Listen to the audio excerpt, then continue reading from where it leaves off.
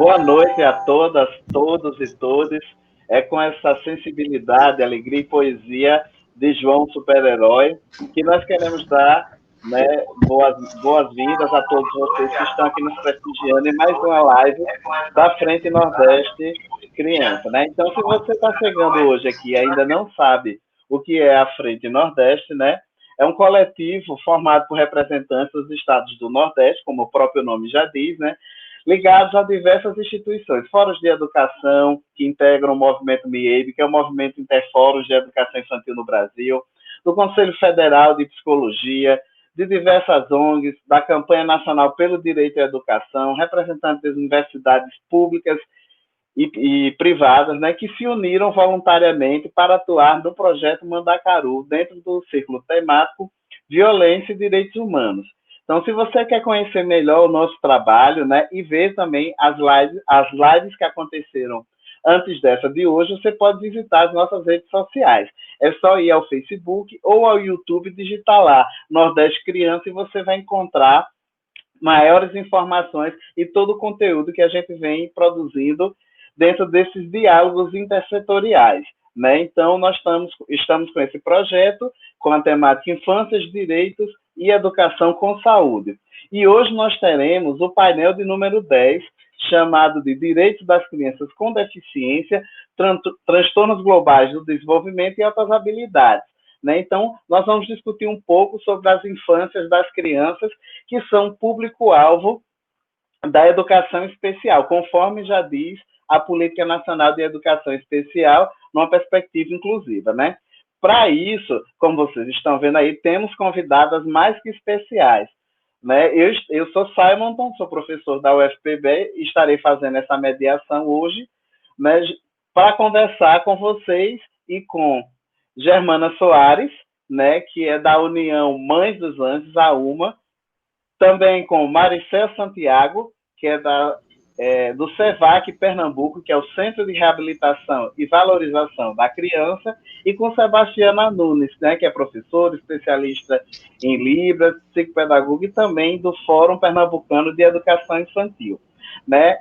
Para facilitar essa conversa e para nos ajudar na interpretação, né, para que esse papo também seja um papo inclusivo, né, nós contaremos com a ajuda de Tatiana Elizabeth e de Tatiana Arantes, que são as intérpretes de Libras, que estarão fazendo também essa mediação para a língua brasileira de sinais.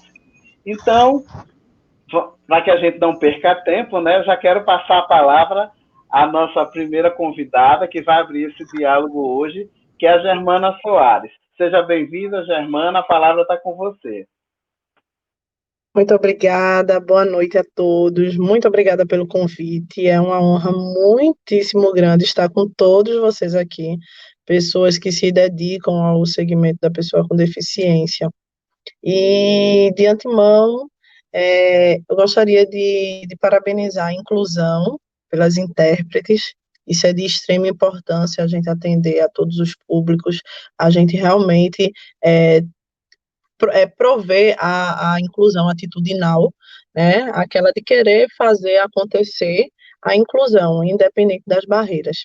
Né? E hoje a gente pode falar um pouquinho sobre o meu trabalho à frente da ONG UMA, que é a União de Mães de Anjos.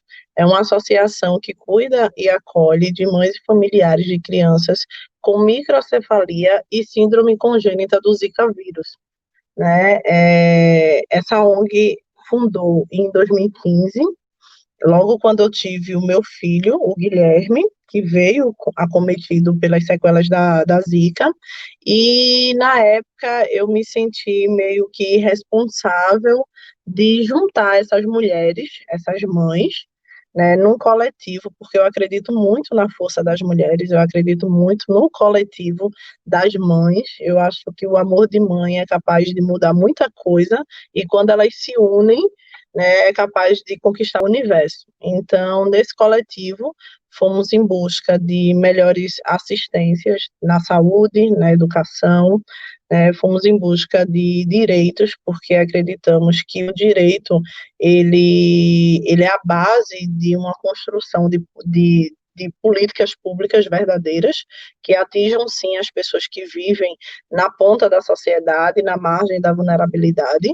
né? E hoje nós temos 431 associados em todo o estado de Pernambuco, temos 14 pontos de apoio, atendemos todo o estado, desde a capital até os sertões, e a gente vem nessa luta com essas crianças, né? Na luta que eu digo é na luta por direitos, na luta por visibilidade, na luta para não que permitam nos colocar debaixo do tapete, sabe?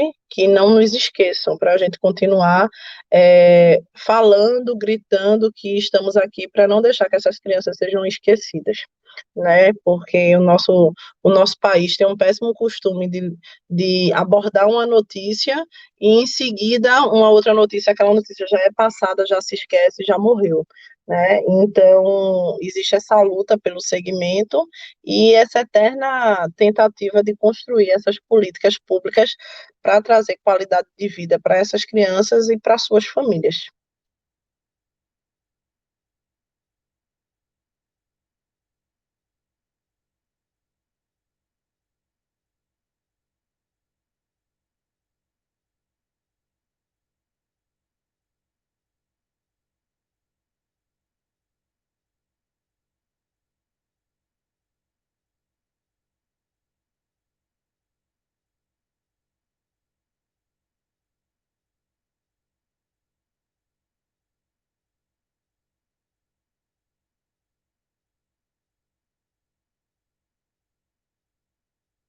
Germana, tá me escutando? Estou. Você já terminou de falar? Não, eu só queria saber se vai ter alguma pergunta, se o intermediador vai ter um bate-papo, vai Lá perguntar no alguma final. coisa. Lá no final, Lá né? no Tá. Então tá. Isso. Então, deixa eu continuar. Mediante a situação que a gente está vivendo, né, a questão da Covid, a gente se encontrou num cenário muito difícil enquanto família e enquanto instituição, né? Eu tenho propriedade para falar das duas coisas, porque eu estou à frente da instituição e sou mãe de uma criança com deficiência. Então, no início, a gente ficou muito assustado, igualmente a toda a sociedade, por conta de o Zika, ele ter sequelado principalmente as crianças na parte respiratória. E a Covid veio com essa novidade de atingir exatamente os pulmões. Então, a gente ficou extremamente assustadas, né, sem querer sair às ruas, porque as crianças eram grupos de risco. Então, eu ainda fiz 16 dias de isolamento, mas depois houve a necessidade de ir às ruas, de atender os associados da UMA, porque a gente entendeu que se a equipe da UMA estivesse na rua, a gente conseguiria deixar mais de 2.000 pessoas em casa. Então, desde o início da pandemia, a gente teve um volume grande de doações, né? É um momento que a gente vê que o brasileiro é extremamente solidário. Tivemos um volume grande de doações para distribuir para as famílias do estado inteiro, e a gente teve, por um lado, a gente teve essa parte boa, e pelo outro lado, a gente sentiu uma dificuldade na parte financeira, porque as contas da instituição atrasaram, a gente teve corte de energia, né?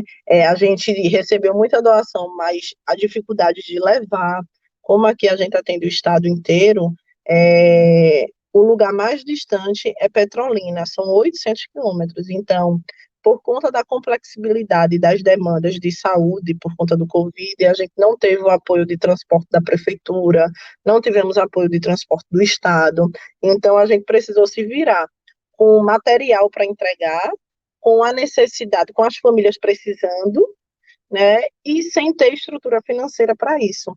Então, a gente foi pedir, né, às pessoas para nos ajudar com combustível, com hospedagem, né, com alimentação, para a gente poder ir até os sertões, os altos e os baixos sertões, para entregar esses materiais. Então, devido a isso, a equipe inteira da UMA contraiu a Covid, né?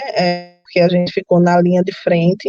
Inclusive, eu sou um dos casos reincidentes, eu contraí 2 vezes, eu e minha família, e está sendo investigado até, porque já tem outros casos fora do país, aqui no país ainda não tem nada confirmado, mas se investiga se o primeiro exame que eu fiz deu erro, enfim. Mas nós conseguimos atender mais de 2.000 crianças nessa pandemia, levando não só o alimento, que é de extrema importância, porque no início as famílias, né, na realidade toda a sociedade correu para os supermercados para se abastecer de alimento, para não precisar estar saindo, né, correram atrás de álcool, de máscara, sendo que as famílias elas vivem numa vulnerabilidade tão grande que, primeiro, elas não podiam sair porque tinham medo de se contrair com o vírus e trazer esse vírus para a criança, né? Segundo, ela não tinha dinheiro para fazer esse estoque extra, porque a grande maioria das crianças, nós sabemos, que vivem apenas com um salário mínimo, referente à pensão vitalícia, que foi algo que nós conquistamos a nível federal, no valor de um salário mínimo, e, e porque não tinha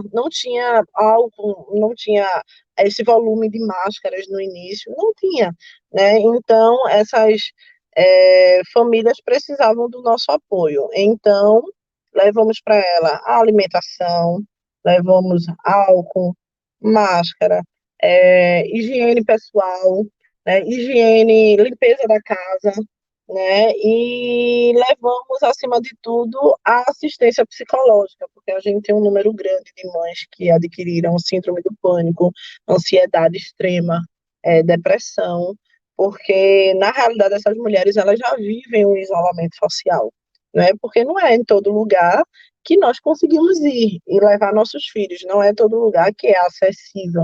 Quando eu falo de acessibilidade, eu não falo só em calçadas, em rampas, não, é acessibilidade de ambiente mesmo, a questão de acessibilidade social, né? Então, essas mulheres, elas já vivem um isolamento social, sendo que agora a gente foi impedido de ir para as terapias, para ir para os médicos, que é a nossa rotina com os nossos filhos.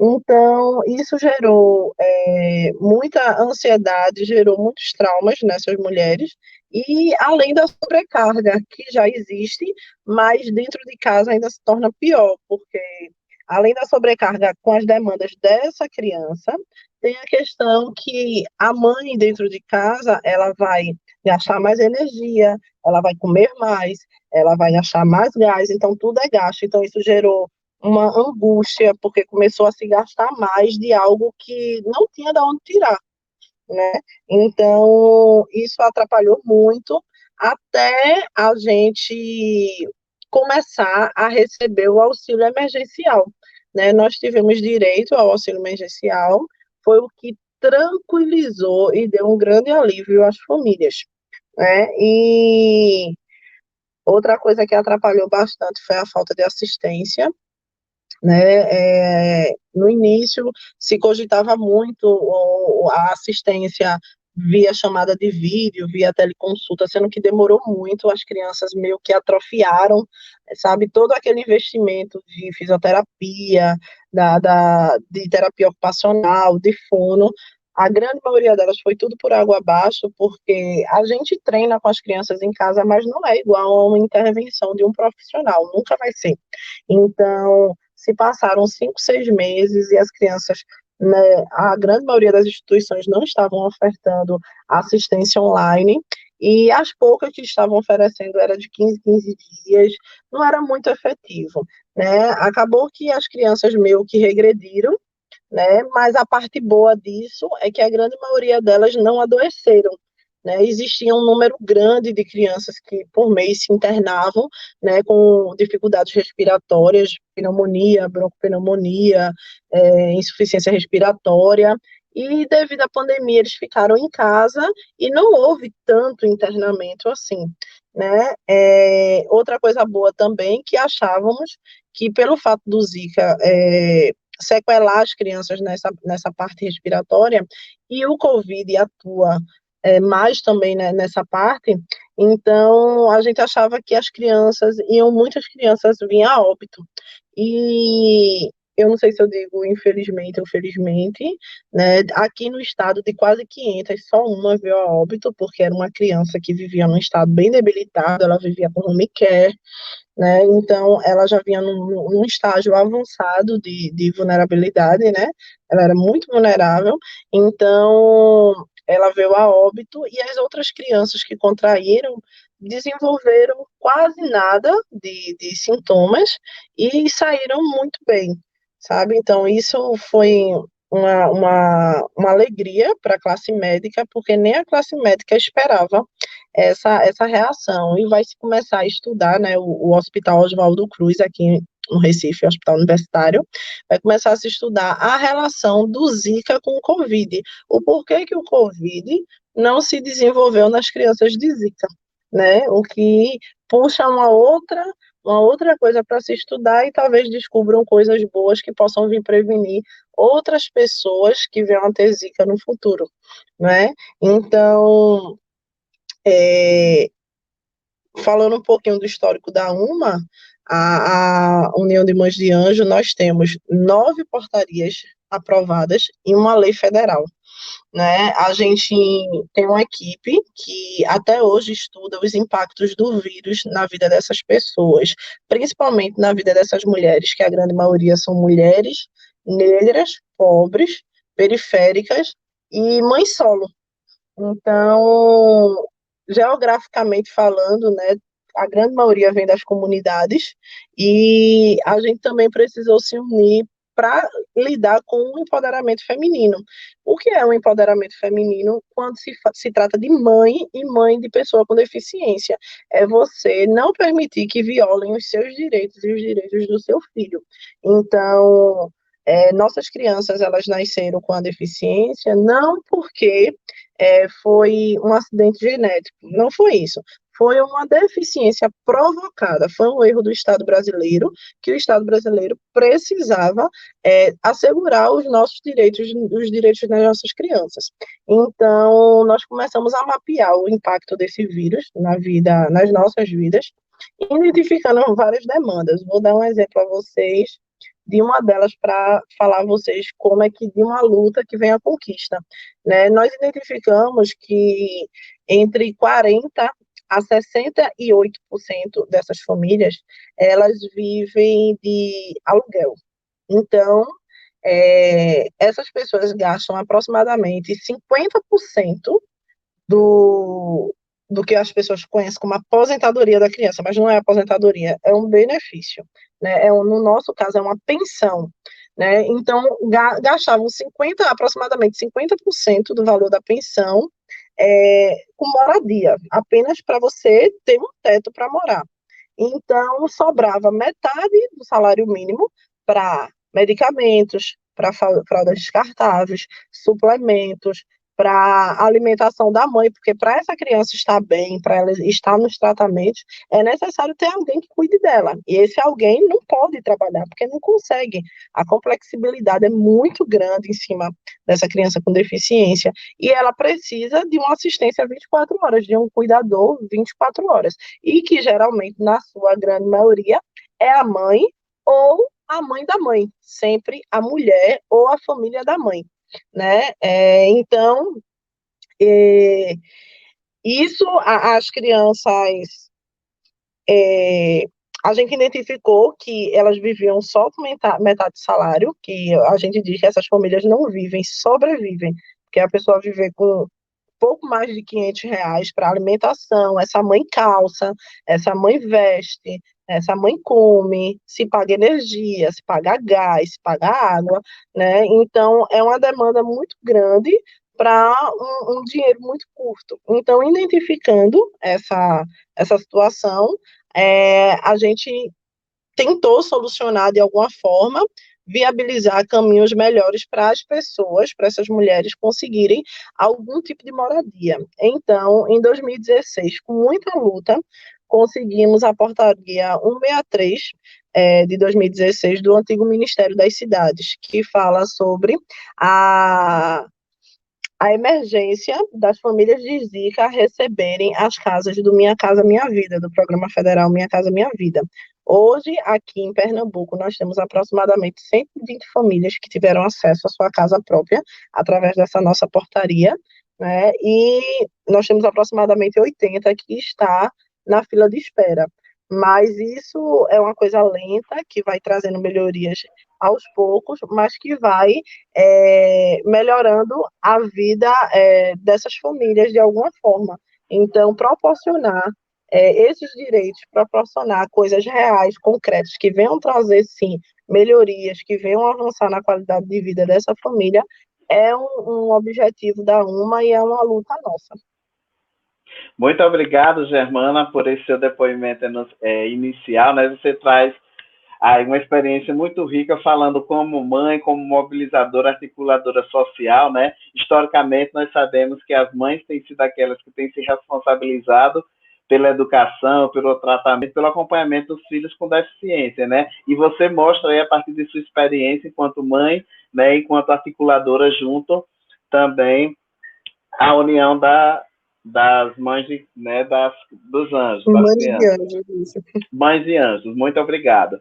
E agora a gente vai passar a palavra para a Mauricéia, né? Daqui a pouco a gente volta para uma rodada de perguntas, então vocês podem continuar colocando, né? Já vemos algumas perguntas aqui no chat, então vocês podem colocar questões, comentários, dúvidas, né? Se você ainda não está inscrito no canal da Frente Nordeste Criança, também aproveita, se inscreve, compartilha o link dessa live com alguém que você conhece, com seus grupos de contatos, né? Para que outras pessoas também possam ter acesso a essas experiências. Então, Mauricéia, agora a palavra está com você para que você possa também falar um pouco da sua experiência, né? Você com múltiplas deficiências, né? Numa comunidade, então com certeza será uma experiência também muito rica. Então, seja bem-vindo e a palavra está com você. Boa noite a todos e a todas. Começar agradecendo pelo convite e parabenizando a Germana por essa experiência tão rica, tão forte, né? Tão simbólica nessa luta pelo direito da pessoa com deficiência, pelo empoderamento dessa mãe, dessa mulher. Dizer que eu fiquei emocionada em ouvir o relato dela, já tinha escutado outras vezes, mas é sempre muito forte quando a gente escuta essa caminhada por existir enquanto mãe, enquanto cidadã que luta pelo direito dos seus filhos, mas não só dos seus filhos, mas de todos os outros que estão nessa mesma condição de pessoa com deficiência, né? E por esse entendimento da situação da mãe, enquanto mulher, enquanto mãe, enquanto pessoa que precisa ter o seu lugar, né? E viver o seu feminino e viver a sua cidadania também, questão de gênero.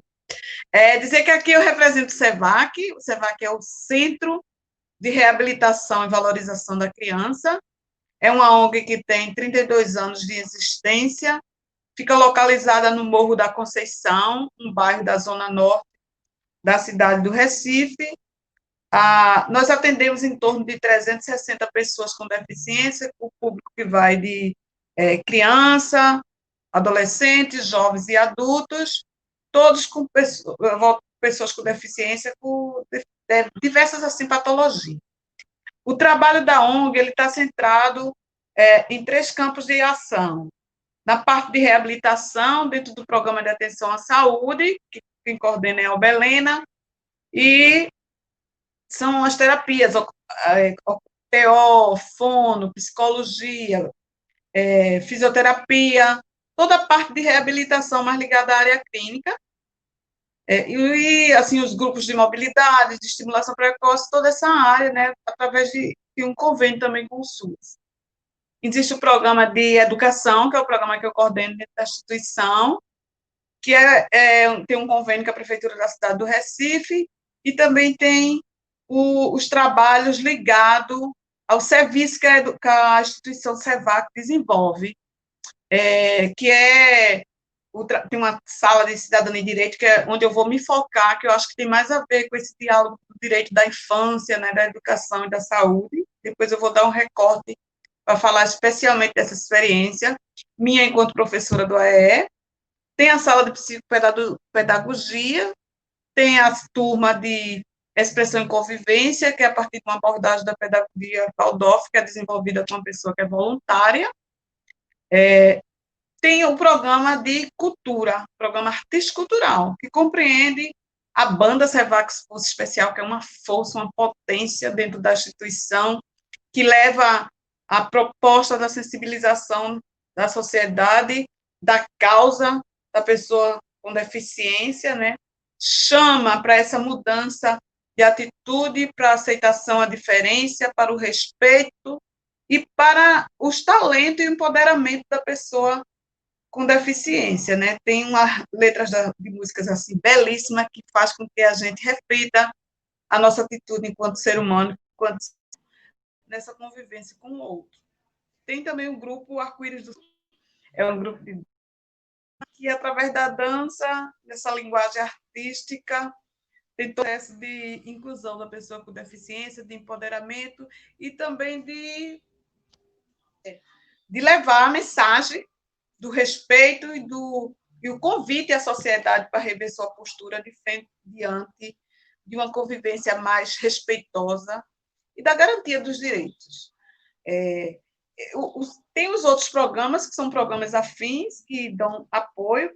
Tem um programa de atenção à família, que é um programa que trabalha mais diretamente com a família, tanto no apoio às questões sociais, né, porque a gente trabalha com um público de muito baixa renda, das comunidades em torno dali, do Morro da Conceição, mas também de várias cidades circunvizinhas, da área metropolitana de Recife, e tem todo um aparato que a gente precisa dar do ponto de vista de acolhimento, de apoio psicológico, mas também as questões das necessidades sociais para a sobrevivência, né, da família. Tem um assistente social case, que é uma pessoa que faz um trabalho muito bonito, e também tem todo um envolvimento da família dentro da instituição Servac, porque a gente é um dos pilares da instituição, essa relação com a família, ensinando, trocando ideias, partilhando conhecimento, para que todo o serviço desenvolvido, o trabalho realizado na reabilitação, tanto do ponto de vista da inclusão,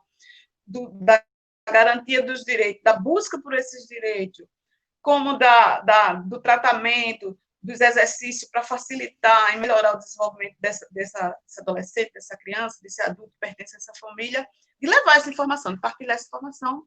A gente costuma dizer que a família é o melhor terapeuta, né, da criança, do adulto, de quem quer que esteja, que a gente precisa partilhar esse conhecimento para que em casa ele tenha continuidade dentro das possibilidades, claro, de cada um. Esse é o Servac. A gente diz que está há 32 anos semeando e regrando inclusão. É uma instituição, uma ONG, é comunitária, né? Tem uma filosofia estritamente comunitária, de busca pela qualidade de vida.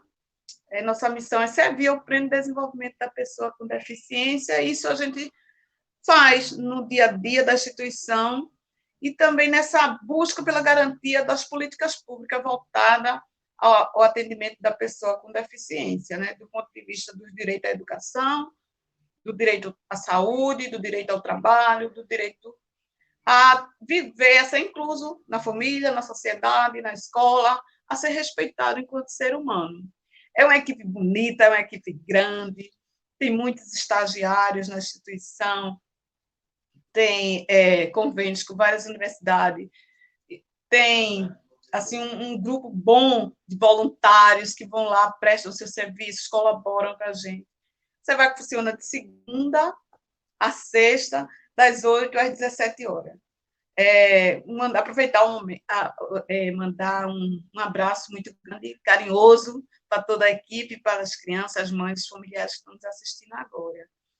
Dizer que nesse momento de pandemia, a gente também fechou a instituição, os trabalhos de educação ligados ao convênio com a Prefeitura da cidade do Recife não voltaram ainda, porque toda a educação no estado de Pernambuco está suspensa, e aí a gente segue a orientação, mas os trabalhos ligados à instituição Servac já retornaram, a parte de reabilitação voltou a funcionar desde o dia, acho que foi 5 de junho, vagarosamente a rotina está chegando, até porque o PE Conduz não estava prestando serviço, que é o sistema de transporte que leva as crianças que têm mais dificuldade severa de de mobilidade. Né? Então, a gente, como todo mundo, se impactou, né, com esse movimento que a sociedade toda, o mundo todo está passando. Fizemos um plano de retomada, os trabalhos da área de reabilitação com psicopedagogia, fono, TO, fisioterapia e as turmas de estimulação já retornaram. Estamos lá funcionando com todo mundo. Quem não foi ainda está vagarosamente, a família que não chegou ainda está vagarosamente chegando. E focando um pouco mais nessa minha experiência enquanto professora do AE, do atendimento educacional especializado, onde a gente vivencia essa prática do cotidiano da inclusão a partir da educação.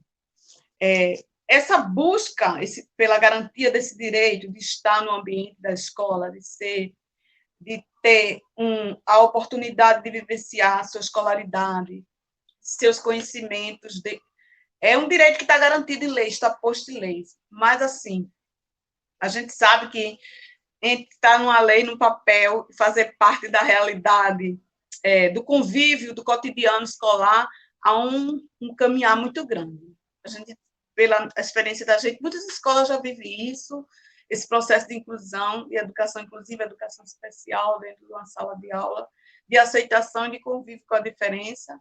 Outras estão iniciando o processo e outras ainda nem começaram. Mas o SEVAC existiu principalmente dessa lacuna de política pública que não existia, voltado a prestar um serviço à pessoa com deficiência.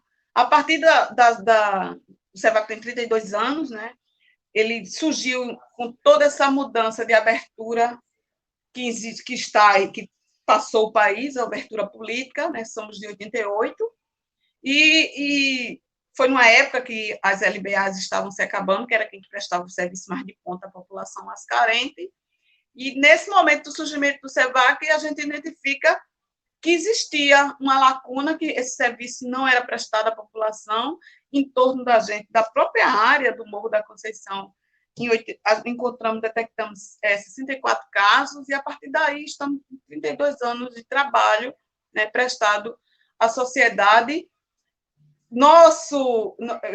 Hoje em dia ainda existe uma necessidade de instituições como o SEVAC, tanto é que faz parte também da nossa missão, do nosso objetivo enquanto instituição, partilhar esse conhecimento em cidades vizinhas, em outros grupos. A partir do trabalho do SEVAC já surgiu o POD em Pesqueira, o CERC em Gravatá, pelo menos os dois que eu me lembro agora, que eu vivi de perto essa construção, esse ressurgir de um trabalho em outra cidade próxima, porque a gente acha que tem que partilhar as experiências e outras novas surgirem, porque o poder público ainda poderia fazer mais. Na garantia desse direito, muito ainda há de ser feito para que, de fato, esse estado de bem comum que propicie, não é?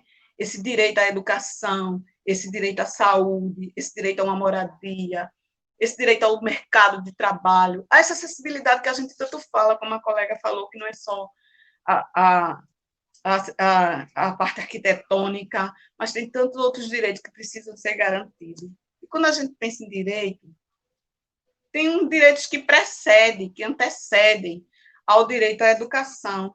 O direito de existir. Toda criança tem o direito de nascer, e nascer no berço de uma família que acolha, uma família que tem essa estrutura de dar o afeto, de dar a alimentação, de dar a oportunidade de ser inserida num ambiente de escolaridade enquanto a escola.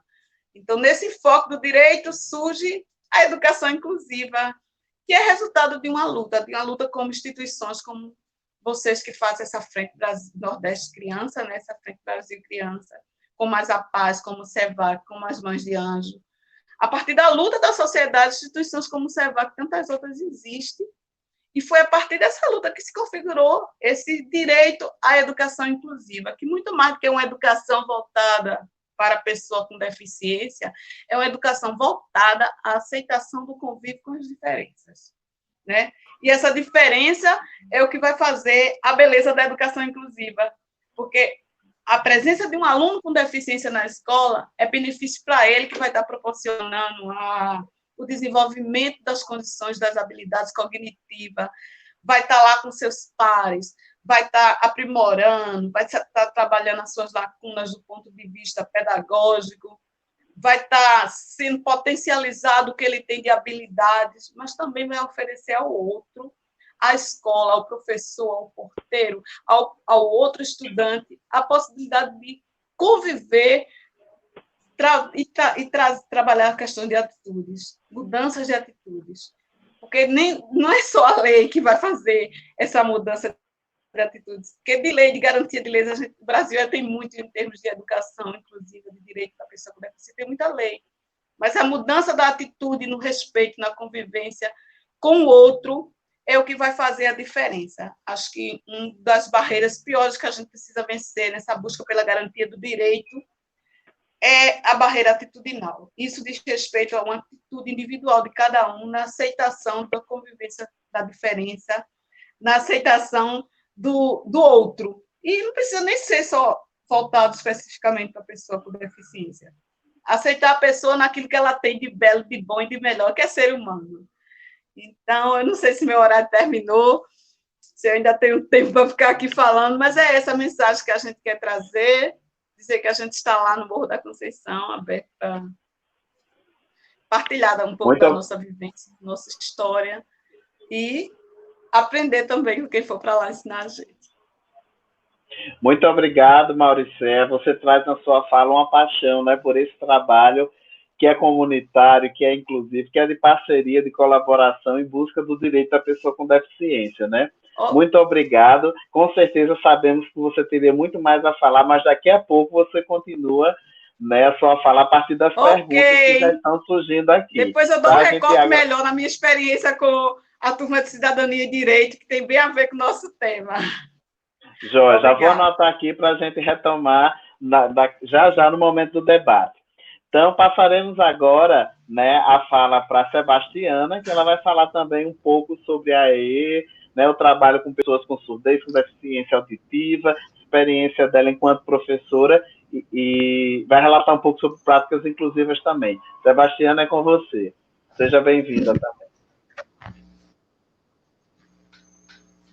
Boa noite, obrigada, Simonton. Meu nome é Sebastiana Nunes. Como o Simonton já me apresentou, eu vou fazer minha audiodescrição, caso tenha alguma pessoa com deficiência visual nos assistindo, né? Eu sou morena clara, tenho cabelo curto, uso óculos vermelho, estou vestindo um vestido marrom, ao fundo tem uma parede branca, com uma televisão e uma mesa com um computador.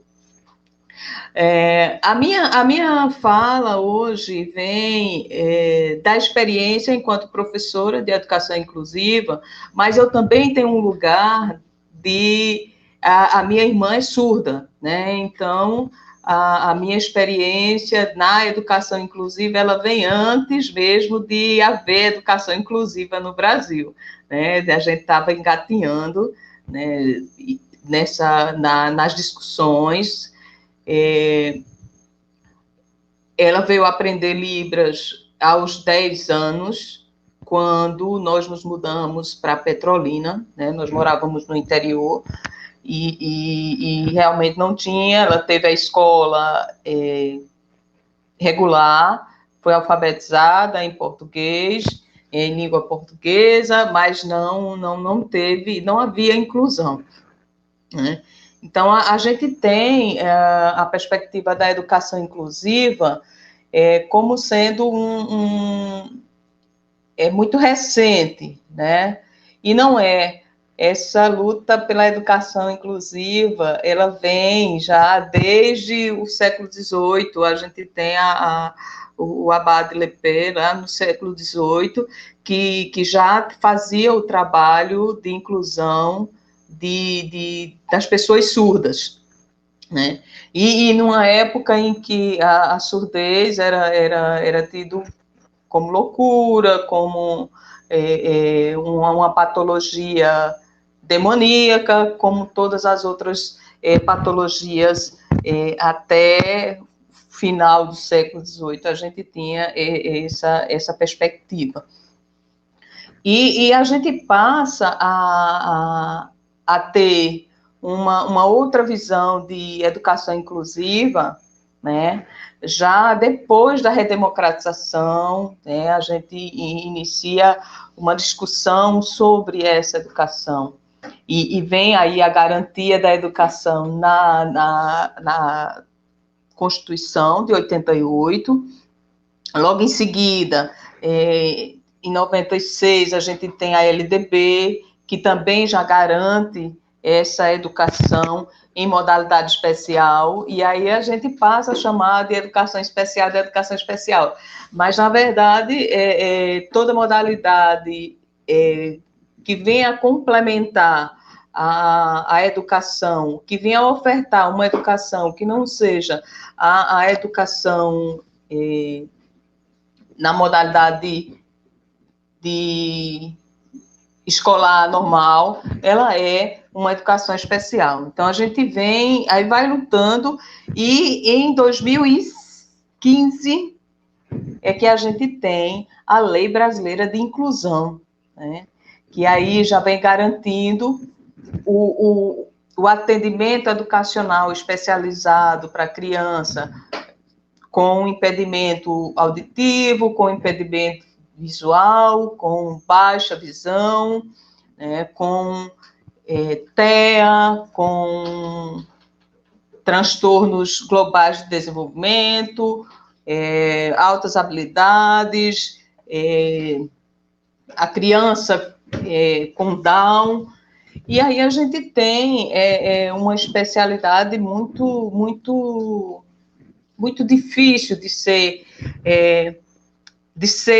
implantada nas escolas. Por quê? A gente tem uma deficiência enorme de material estrutural nas escolas, né? A estrutura não permite essa educação, que essa educação inclusiva ela seja efetivada e que ela seja garantida na sua integralidade.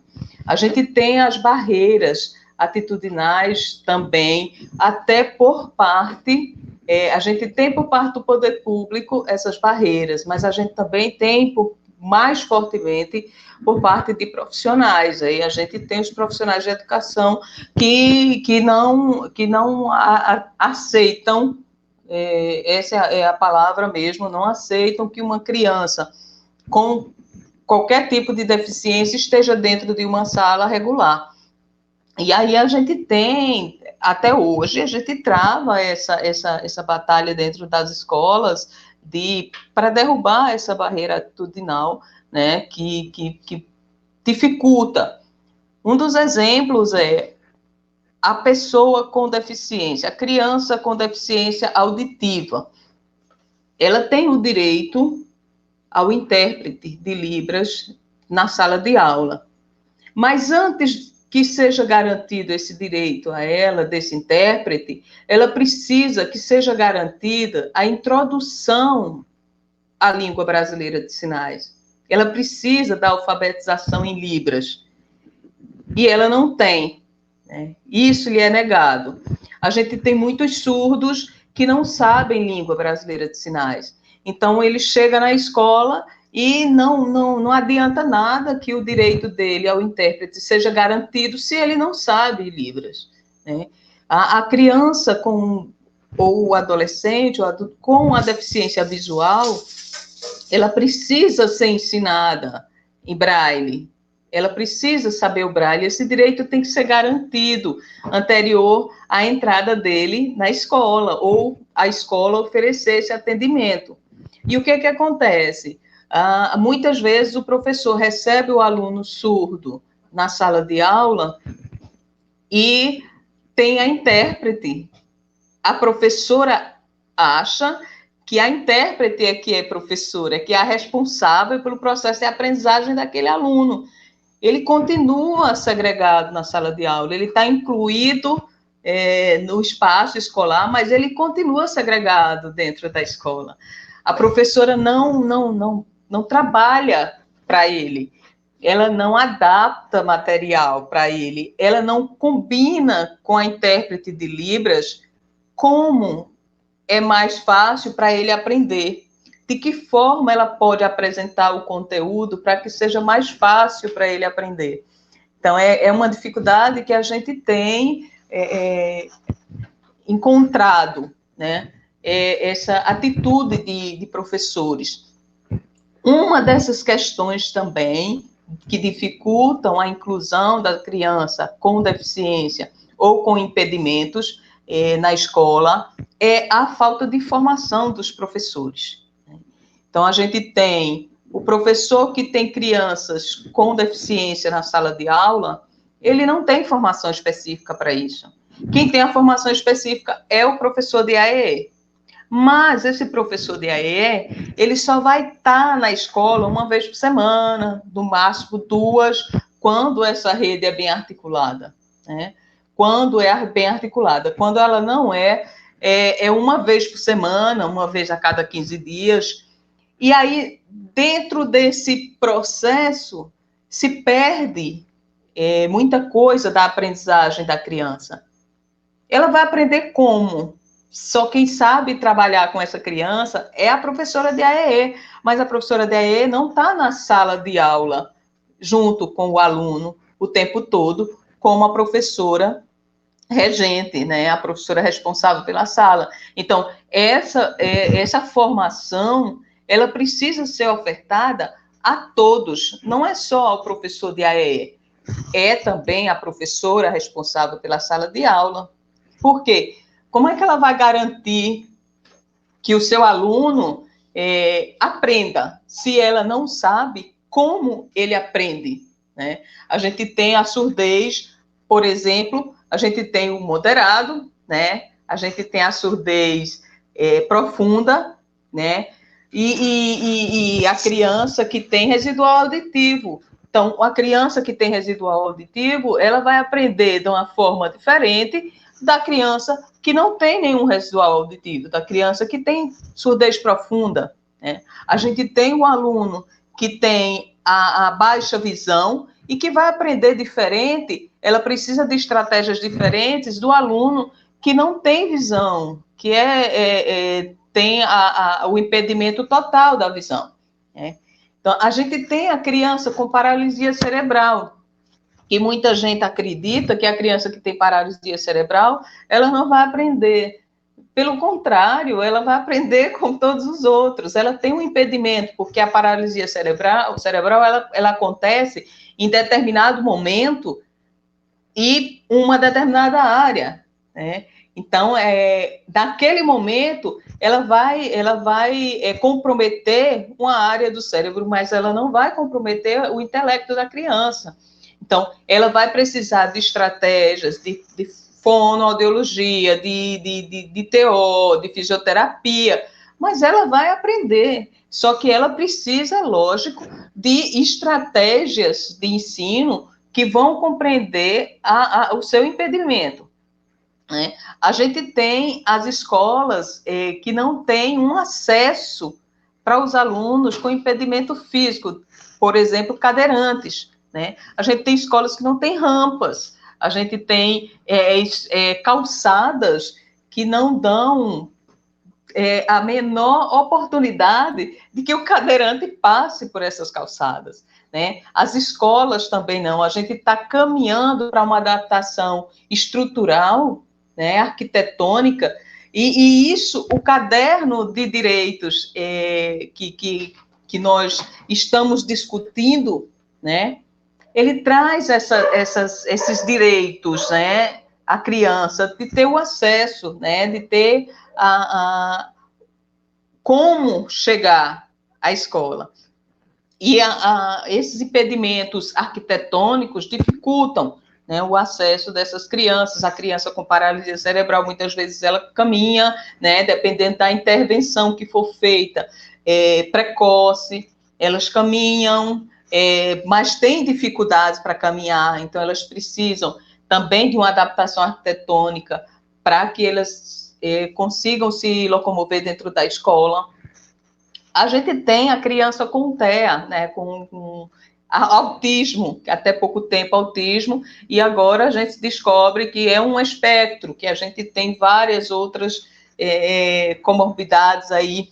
Uma questão do autismo, a gente tem já relatos desde o século XV, né? Lá em 1460, já haviam relatos, né, que nos indicam que essas crianças, que esses relatos eram de crianças com autismo, né, com TEA, dentro do espectro do autismo. E aí a gente começa, então, a ter vários estudos, várias teorias, mas que essas teorias, até hoje, não nos direcionam especificamente para o que é o autismo, o que é TEA, né?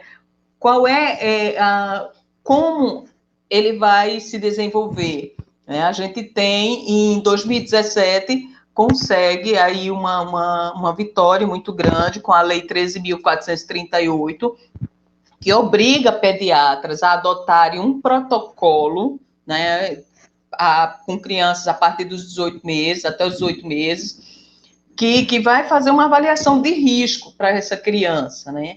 Aqui no Brasil, a gente ainda não tem um mapeamento específico, bem definido, bem feito, dessa população dentro do espectro autista. Agora, os Estados Unidos, por exemplo, lá para cada 54 pessoas nascidas, crianças nascidas, uma tem TEA, uma está dentro do espectro. Então, a gente precisa mapear aí uma das questões que ainda não se tem como explicar, ainda há poucos elementos, porque a incidência é maior em crianças, em meninos, né? A gente tem aí uma incidência de 4:1, para cada 4 meninos, uma menina com TEA. Então, a criança com TEA, ela também foi garantido o direito na Lei 13.438 ao acompanhante dessa criança, né? Ela fica na sala de aula com a criança. Então, a gente tem muitas dificuldades, né? A gente tem muitas abordagens para serem traduzidas, para serem estudadas,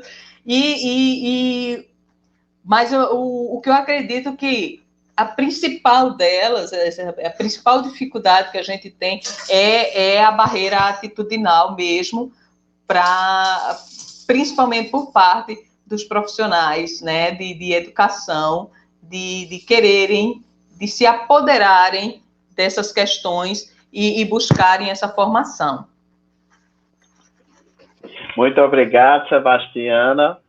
Sua fala, né, vem sinalizando aí alguns conceitos, algumas definições que são muito caras, muito importantes, né, trazendo também questões do direito da pessoa com deficiência, né? Então, agora eu quero convidar todas as participantes, as nossas convidadas da noite, né, para se juntar aqui à tela comigo, para a gente fazer uma rodada de perguntas, de comentários, ampliar esse diálogo que foi introduzido por cada uma de vocês, né? Mas antes, eu só quero dar alguns avisos, né? Alguns de vocês talvez estejam estranhando que hoje nós não estamos transmitindo, né, a nossa live pelo canal Nordeste Criança, né? Infelizmente, o canal, por algum motivo, ele foi bloqueado, né? E aí não está disponível, mas a live está sendo transmitida pelo Facebook e logo após, né, o vídeo na íntegra também será disponibilizado no nosso canal. Então não foi possível fazer essa transmissão agora em tempo real, mas o vídeo ficará disponível para quem não conseguiu assistir agora conosco, né? E aí é importante que você divulgue, né, compartilhe, também ative o sininho, né, para receber as notificações das próximas lives aqui da Frente Nordeste Criança. E compartilhe esse link também, essa live, nos seus grupos, com as pessoas que você sabe que se interessa por essa questão tão interessante que é a inclusão das pessoas com deficiência nos diversos espaços, uma inclusão que ela é social, né?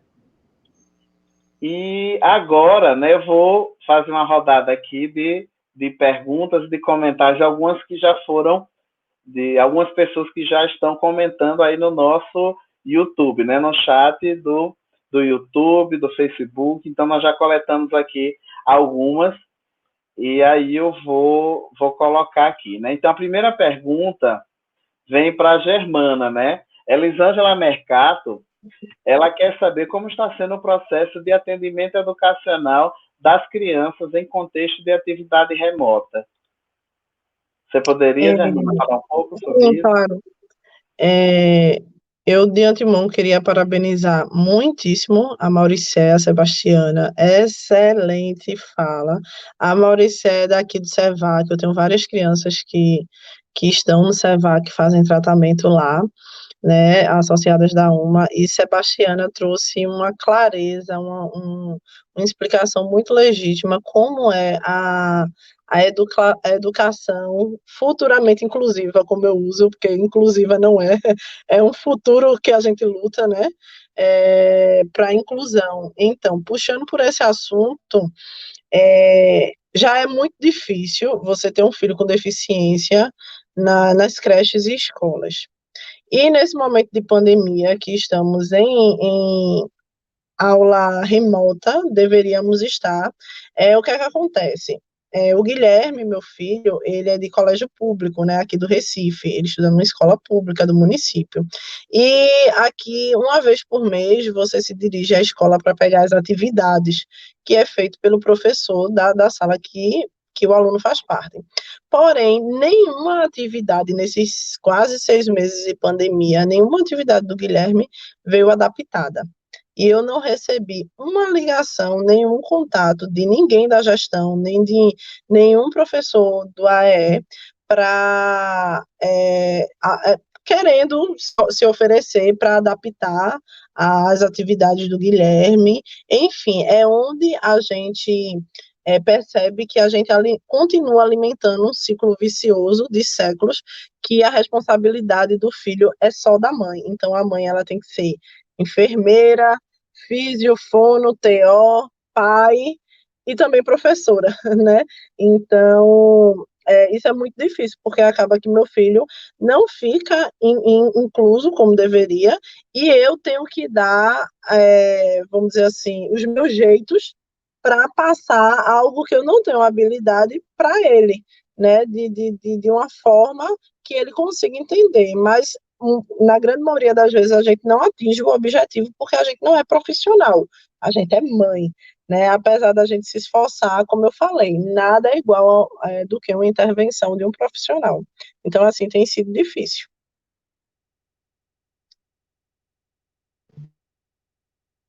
Joia. Agora temos aqui perguntas para Mauricéia. Temos antes um comentário aqui da Ana Maria Mello para Mauricéia e Germana, né? Ela dá os parabéns, diz que vocês são mulheres que lutam, que conquistaram espaços de esperança para incluir, né? Mauricéia, Elisângela Mercato, novamente, faz outra pergunta agora para você, né? Mauricéia, as escolas municipais ou estaduais estão realizando atividades remotas? O atendimento educacional especializado está sendo ofertado nessa situação? Eu não estou aqui para ser advogado de defesa de ninguém. Eu posso falar da minha experiência como professora de atendimento educacional especializado e do que eu estou vivendo de perto, enquanto profissional da rede municipal, né, e dos colegas que estão mais próximos de mim. Assim, não estou aqui justificando, mas estou dizendo que, como todo e qualquer ser humano, a categoria do professor da qual pertenço também foi pega diante dessa situação, que nos deixou inseguro, nos deixou abalado emocionalmente, e vivendo toda essa expectativa desse momento atípico diante dessa pandemia. Né? Até enquanto instituição pública, a rede pública da educação e a particular, levaram tempo para no mundo inteiro, isso não é uma coisa específica da cidade do Recife, para se posicionar enquanto profissionais, enquanto serviço de educação, tanto privado como público, de qual seria a postura dessa pandemia, né? É uma coisa nova, até o pessoal da área médica, que toma conta que acompanha essa questão da saúde, sanitária, né, dos cuidados clínicos, é o que está dando nortear, né? A gente sabe que até hoje a educação ela está suspensa em todo o estado de Pernambuco. Eu acho que acredito que tem mais alguma normativa hoje dizendo que tem mais 180 dias, não tenho certeza, mas me parece que tem alguma coisa nesse sentido. Então, diante disso tudo, como ser humano, como profissional, passamos por isso. Agora, a rede municipal a qual eu participo, a gente tem dois grupos de Zap. Tem um grupo de Zap que se criou logo a princípio, já existia, que compõe todo o professorado, que é todos os professores de educação especial, professores que fazem um atendimento educacional especializado, os professores do AE, como são chamados, que atendemos na sala de recurso, né, multifuncional, que é no contraturno do ensino regular. Depois foi criado um grupo por RPA, um grupo menor, acho que foi de julho para cá, acho que foi no início de agosto, não sei direito. Esse grupo foi criado para se trabalhar mais por RPA.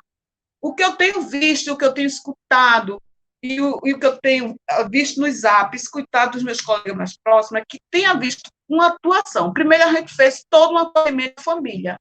Se tentou, vocês sabem, minha gente, que não é novidade para ninguém, que o pessoal muda de celular, no seu caso, Germana, com certeza, mas a família muda do número de celular com muita facilidade, muita facilidade. Eu sou uma pessoa que eu tenho Zap antes da pandemia, eu tenho 30 anos de educação, desde que eu entrei no Cevac, que inventou esse Zap, porque eu criei logo meu grupo de Zap com as mães para estreitar relações. Tive algumas dificuldades já, mas mantenho. Sou daquelas professoras que mantém. Então, não foi uma novidade para mim ter um grupo de Zap no contato direto com a família. Só reforçou, entendeu? E outros professores criaram esse grupo de Zap. Agora, eu acabei de receber um telefonema de Jamerson, um aluno, até a minha ligação caiu. Então, há um serviço remoto, sim. Os professores do atendimento educacional especializado têm socializado, têm partilhado diversas experiências de como estão entrando em contato no acolhimento à família, como estão dando suporte todo o material didático que o professor da sala regular oferece. No meu caso especial, o que é que eu tenho feito? A partir da dificuldade do aluno que eu acompanho, que eu tenho visto o que é que o professor da sala regular está trabalhando de conteúdo e como eu tenho dificuldade de elaborar filme, elaborar atividade, e fazer, esse material tecnológico, eu pesquiso na internet um conteúdo que tenha sobre aquele assunto que o professor está dando e mando. Estimulei muitas mães a comprarem celular para os meninos, claro, as mães que tinham condições, para eu manter esse contato direto com eles. E tenho visto que os professores têm feito isso. A gente tem trocado muitas experiências, né? Os professores, as atividades que passam para os meninos, enviam um para outro. Agora, claro, o indicativo da rede é para que a gente mantenha essa postura. Saiu muitas normativas orientando o professor da rede,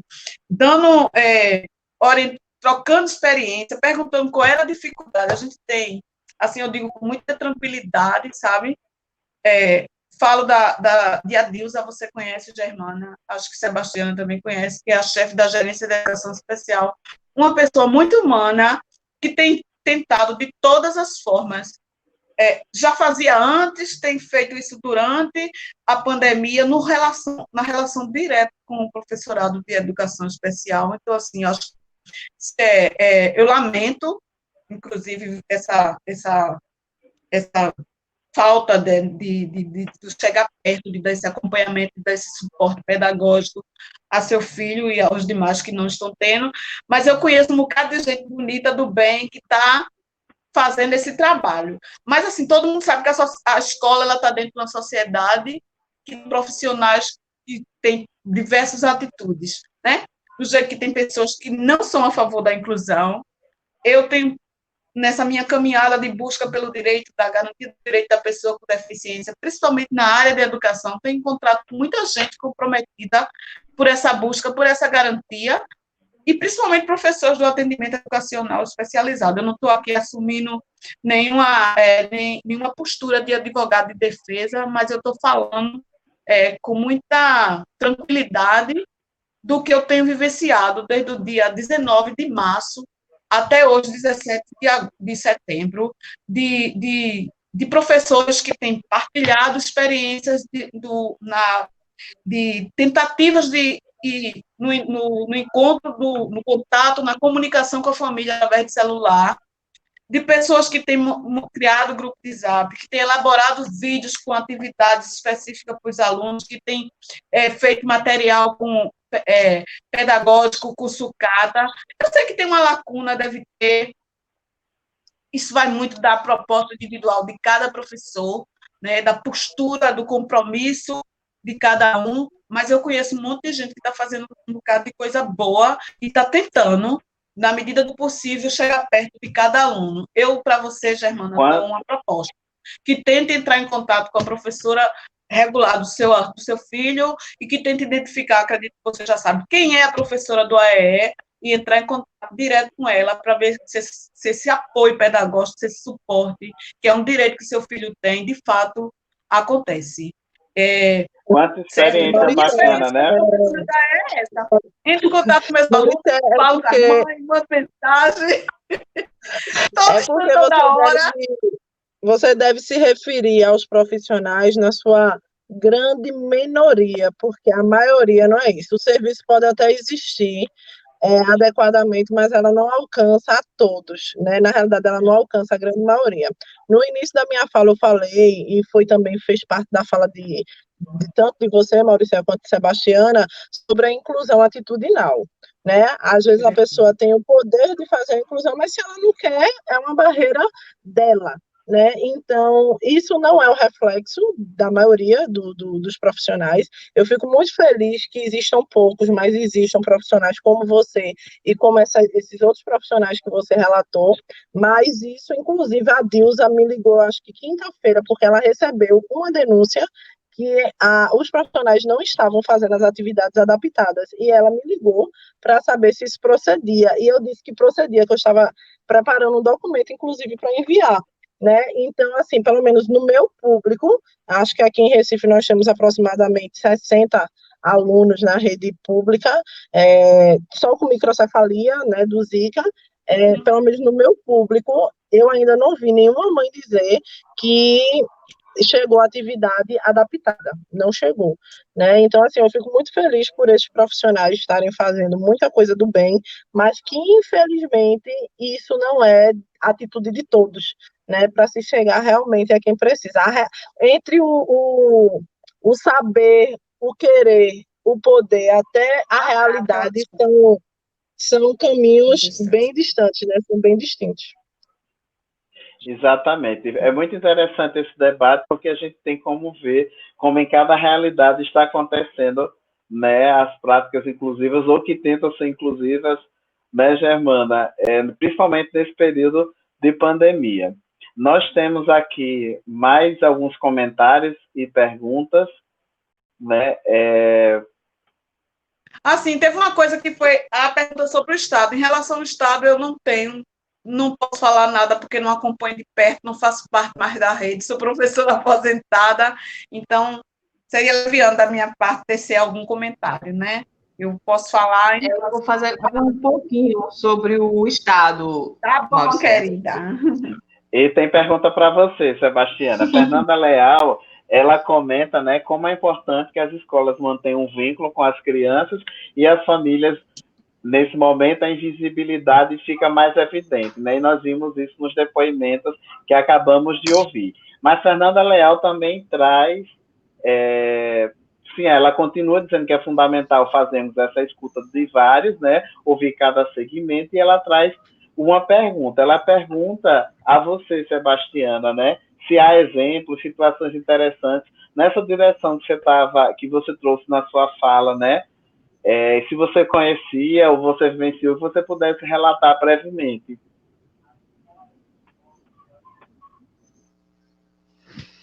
Bom, a gente tem nas escolas o PEI, até a Ana pediu para eu falar sobre o PEI, o PDI, são planos, o plano educacional individualizado, né? e o plano de desenvolvimento individualizado que essas crianças de educação inclusiva, elas devem ter, né? Os professores devem fazer esses planos para que essas ações sejam bem feitas, bem elaboradas, de acordo com a especificidade de cada aluno, né? De cada impedimento. Isso, na maioria das vezes, não acontece, né? Esses planos, eles são, às vezes, são feitos e deixados de lado, justamente por conta dessa falta de formação desse professor que está na sala de aula. Ele tem esse plano individualizado para o aluno com surdez, mas o professor que está na sala de aula, ele não tem formação para adaptar o material para trabalhar com essa criança. A única ferramenta que essa criança tem de aprendizagem nesse espaço é o intérprete de Libras. E o intérprete de Libras, ele não é professor. Ele é um mediador, né? Então, ele é uma ferramenta para que essa criança aprenda. E se ela tem, dentro desse plano individualizado de desenvolvimento dessa criança, esse plano de atividade individual, e adapta o seu conteúdo para que essas crianças aprendam, o complemento do profissional intérprete vai ajudar o desenvolvimento da aprendizagem desse aluno. Caso isso não ocorra, a gente tem essa dificuldade com os alunos surdos, a maioria não chega ao ensino médio. Os que chegam ao ensino médio, de 80% a 90% não chega ao ensino superior, por conta dessa deficiência na aprendizagem, né, na ensinagem. Não é na aprendizagem, é na ensinagem. Quando você ensina dentro desse processo individualizado, né, dentro das especificidades dele, na adaptação do material, ele não tem comprometimento intelectual, cognitivo, a criança surda, a criança com deficiência visual, ela não tem impedimento cognitivo nem intelectual. Então, o que se precisa realmente a formulação desse plano e colocar esse plano em prática dentro da sala de aula, né? E com relação ao Estado, a gente está... o Estado de Pernambuco, há pouco, né, há pouco mais de um mês, mais ou menos, os professores estão gravando as aulas com o intérprete. Isso não estava acontecendo, né? Os alunos estavam em casa sem acompanhamento nenhum. Então, é uma dificuldade de todo o sistema, né, educacional. A universidade agora é que está fazendo aula, né, estão gravando aula, mas a gente ficou aí quase 6 meses realmente sem acompanhamento nenhum, né, do aluno, de todos os alunos. Os alunos neurotípicos, né, os que não têm uma deficiência, nenhum impedimento, eles estavam conseguindo fazer as atividades, assistir às aulas, mas os alunos que precisam dessas estratégias, né, educacionais especializadas, eles não estavam tendo esse atendimento, eles estão começando agora a ter esse atendimento. E a questão da Fernanda, né, que a Fernanda perguntou,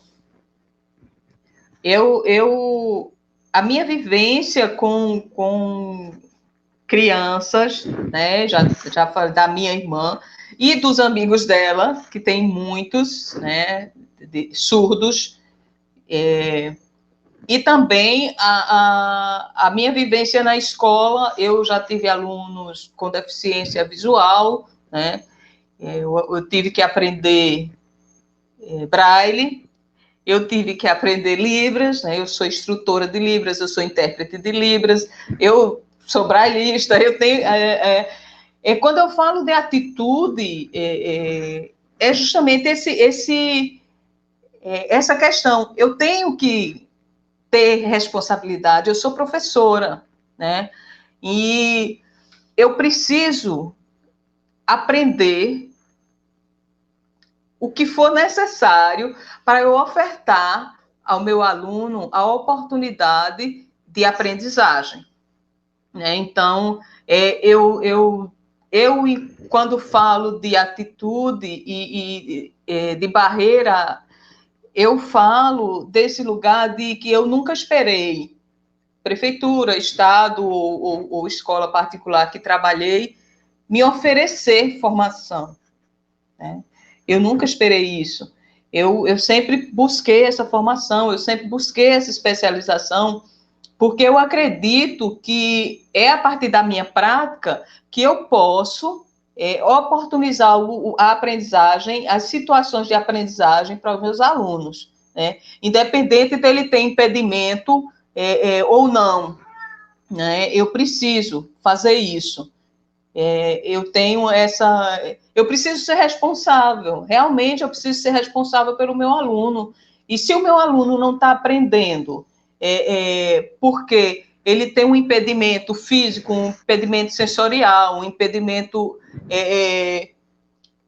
auditivo, um impedimento visual, eu preciso proporcionar ao meu aluno atividades e oportunidade de aprendizagem para ele. Então, essa questão de pensar, eu vou buscar. Eu não vou esperar que alguém venha, porque o meu aluno está sendo prejudicado, né? Não é o filho do prefeito que está sendo prejudicado, é o meu aluno que está sendo prejudicado. Então, eu preciso realmente buscar isso. E no ano passado, quando a gente fez a avaliação do Plano Municipal de Educação aqui em Recife, a gente encontrou essa dificuldade junto aos profissionais de AEE, os ADIs que a gente tem aqui, né, que são os auxiliares de sala para crianças com TEA, e eles a maior dificuldade deles, né, a maior questão que eles levantaram para a gente foi a falta de formação, né? Eles disseram, não, porque só o professor de AEE que recebe essa formação, os ADIs não têm, aí a gente fica na sala olhando para o aluno com TEA fica lá do lado, não faz nada, porque a gente não tem como fazer, a gente não tem como ajudar, e o professor também não tem formação, o professor da sala regular, e fica esperando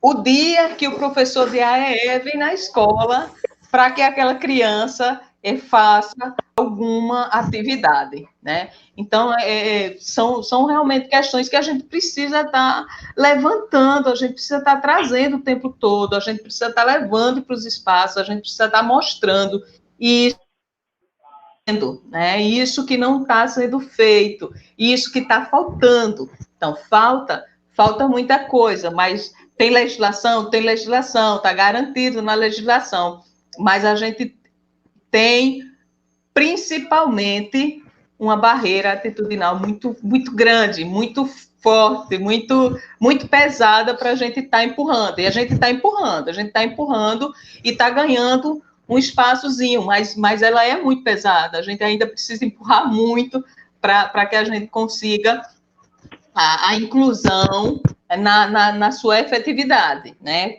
Tá certo, tá incluído, tá o processo, tá ótimo. São muitos desafios, né, Sebastiana? Nas mais diversas esferas, a questão da inclusão, ela é uma questão bastante complexa, como vocês têm mostrado aí brilhantemente nas intervenções de vocês, né? Então, nós temos mais aqui alguns comentários antes de fazermos a nossa última pergunta, que eu vou fazer como provocação a todos vocês, já para irem, né, fazendo as palavras finais de vocês para a gente encerrar a nossa live, né? Ana Maria Mello coloca que sabemos que tem muita luta pela frente, né? Elba Vieira lembra que enfrentamos barreira por parte das famílias que superprotegem e subestimam os filhos, dificultando os avanços. Elisângela Mercado fala que as famílias precisam ser empoderadas sobre os direitos à educação para suas crianças. Só elas podem nos ajudar a quebrar o ciclo de invisibilidade da pessoa com deficiência, né? Viviane Farias coloca que há uma preocupação grande quanto a um retrocesso na política de educação inclusiva nos próximos pareceres do CNE, né? Magda Brandão coloca que cada um tem o seu papel e aquele que deixa de cumprir o seu levanta uma bandeira, a inclusão do aluno. Magda Brandão também fala, né, que pensar no planejamento individual de um aluno exige de nós uma total consciência e comprometimento para o seu desenvolvimento educacional. E aí, Elisângela Mercato, ela dá os parabéns, né, pela lembrança da importância do PEI e da necessidade de que seja construído um trabalho em conjunto com a família e todos os profissionais que atuam com a criança com deficiência. Magda Brandão coloca que o PDI deve ser elaborado desde o início da vida escolar do aluno e ser atualizado conforme seus avanços. Magda Brandão também dá os parabéns a Sebastiana, né? Acredito que sem a sua participação efetiva, sem a participação efetiva de todos nós, não é possível pensar na inclusão escolar, pois a inclusão não é algo unilateral. E aí agora eu trago para todas vocês, né, foi uma pergunta feita por Elisângela Mercato, né, a Sebastiana, mas eu gostaria de ouvir cada uma de vocês sobre a questão, né? Ela diz assim: com todos esses anos de luta pela inclusão, e se ainda não temos uma efetivação adequada desse direito constitucional, o que nos falta? Que obstáculos ou encaminhamentos deveremos fazer, agir, tomar? Então, vou pedir para a Germana falar sobre a questão, e aí ela já pode, ao final, já fazer as considerações finais dela, né? Em seguida, Mauricé e, por fim, Sebastiana.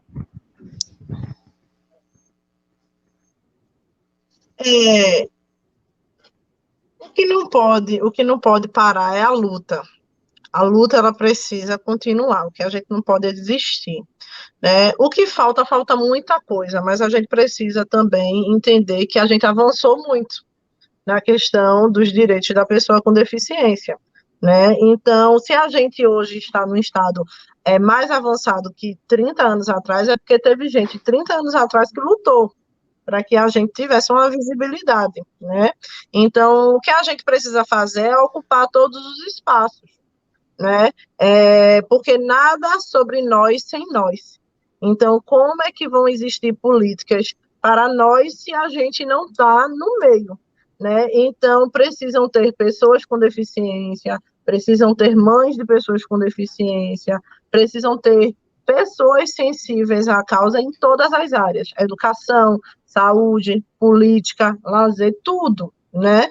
Então, a gente tem que continuar avançando, ocupando os espaços, né? E eu acredito muito na sensibilidade da mulher, principalmente quando ela é mãe, né? Que eu acho que só uma mulher para entender o que a outra passa, porque vive absolutamente a mesma realidade, né?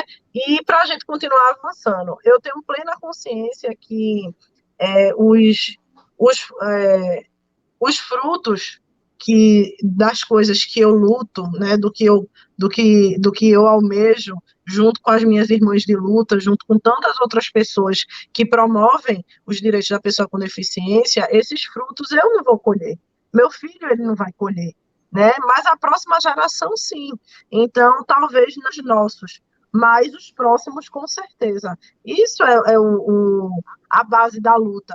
É que não seja só para o meu filho, não que seja só para a patologia do meu filho, mas para todo um segmento e para as próximas gerações, que as pessoas tenham um caminho de luta menor do que a gente teve, que elas consigam coisas mais fáceis do que de algo que a gente lutou, né? Essa é a intenção, para que daqui a 150 anos nós tenhamos um país inclusivo, talvez, né? Porque hoje, apesar da gente ter avançado tanto, hoje a gente ainda se depara com coisas simples.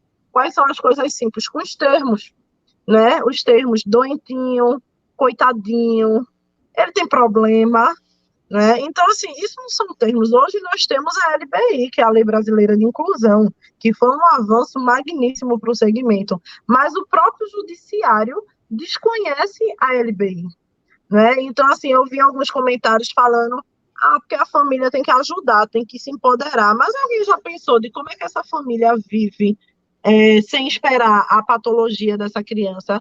Porque quando a pessoa engravida, a pessoa não planeja ter um filho com deficiência, ninguém, né, deseja isso. Então, de repente, a criança chega e você precisa se adaptar a todas as necessidades. É como você planejar uma viagem daqui para o Rio de Janeiro e, de repente, o avião aterrissar no Maranhão, né? Então, assim, não que o Maranhão seja feio, mas o Maranhão não é o Rio de Janeiro, não era o que você estava planejando. E você precisa se adequar às belezas que tem no Maranhão. Não tem o Cristo, mas tem as dunas. E assim a gente vai, né? Então, é muito difícil muitas vezes para a família, né? E mais uma vez a gente volta a alimentar o ciclo que a família é sempre responsável por tudo. Beleza, a família precisa se empoderar, mas quem é que vai empoderar essa família? Quem é que vai lá? Se no momento que essa criança nasceu, o médico chegou para ela e disse assim, olha, teu filho ele não vai passar de 1 ano. É melhor você pedir a Deus para levar teu filho, porque você é muito nova e ele vai atrapalhar a sua vida. Ele não vai enxergar, não vai escutar, vai viver em estado vegetativo. Isso no nascimento da criança. Cadê um profissional lá? Tem na lei que tem que ter um assistente social na hora do diagnóstico, que tem que ter um psicólogo, mas cadê? Não existe, porque do papel para a realidade são caminhos diferentes, né? E quem é que vai estimular a essa mãe que, na sua grande maioria, 76% das mães que têm filhos com deficiência são abandonadas pelo seu companheiro?